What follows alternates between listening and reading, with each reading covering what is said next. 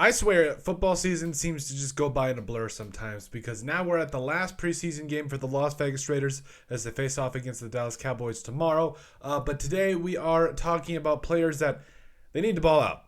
Like, this is low-key kind of a big game for them. They're kind of on the bubble. They're kind of a couple of those players out there that it's like, okay, this is no time to waste. We got some things to figure out. So 5 players right now that we're going to bring you that we think are right on the bubble, that need to make plays, that need to have a big-time game against the Cowboys because this is pretty much it. So number 1, I think it's wide receiver Christian Wilkerson. I have been relatively impressed with Christian Wilkerson.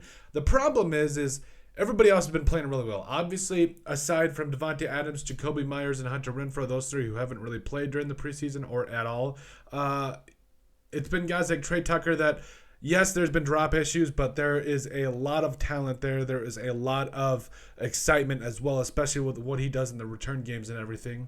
Philip Dorsett came in against the Rams, caught a couple of nice passes as well. Keelan Cole Sr. has done a lot of great things this preseason. I've been really happy with what I've seen from him. DeAndre Carter is a guy that, again, he brings some of that special teams prowess like Trey Tucker, but he's been really good as well. Cam Sims caught that touchdown. So at a certain point, I mean, just with Renfrow, Adams, and Myers, you're looking at 3 wide receivers right there. 4 with Trey Tucker. DeAndre Carter and Philip Dorsett is 5 and 6. I think I'm not really good at math. And then you got Keelan Cole Sr. at 7. So does Christian Wilkerson, has he done enough to get him a roster spot or at least a practice squad spot? I don't know. I would say yes to the practice squad spot, no to the roster spot at this current moment in time, but I think Christian Wilkerson needs to have himself a very big game. Number 2, Chase Garbers, the quarterback.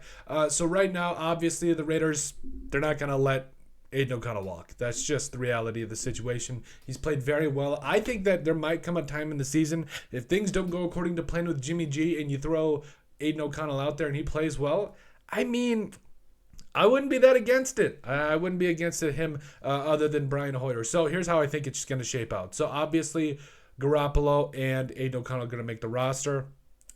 I think that puts the Raiders in a pretty tough spot. Do you go with the veteran in Brian Hoyer, or do you go with Chase Garbers, who he brought in last year? Has shown some flashes, don't get me wrong. Do you go with the seasoned veteran, or do you go with the guy that you've invested a little bit of time in and continue just to work with him? My gut says they go with the veteran because of the fact that they're already going with a young guy that's shown a lot of promise. They invested some things into with Aiden O'Connell, including drafting him this year. So I really feel like Chase Garbers could be the odd man out here, and to really maintain onto a practice squad spot, he's got to have a big-time game. And could he find himself onto the practice squad instead of Brian Hoyer? Maybe. I don't know. Or maybe the Raiders keep 3 quarterbacks. I don't know. We'll have to see. Number 3, McClendon Curtis. This is more of the fact that this man just hasn't gotten the opportunities that he's deserved. Over the last couple of games against the Rams and the 49ers, he has shown very well at that guard spot for the Raiders, and he just hasn't gotten the time of day. It's unfortunate, but Greg Ranrun, Haranas Grasu, all those guys, they've been, Natani Moody, all those guys have been getting opportunities.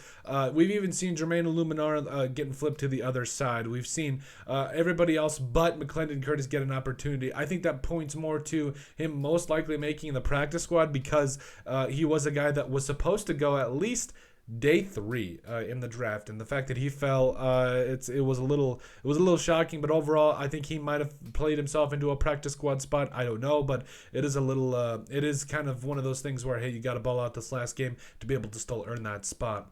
Defensive end George Tarlas was responsible for that lone Stetson Bennett touchdown run. Like, I don't understand. I'll get over it. But at the end of the day, this is a pretty crowded defensive end room as it is. Obviously, Max Crosby is the best, or one of the best defensive ends in the NFL. We've been standing on the table for our man. Obviously, you still have Chandler Jones. You drafted Tyree Wilson this year. Malcolm Kuntz has been balling out.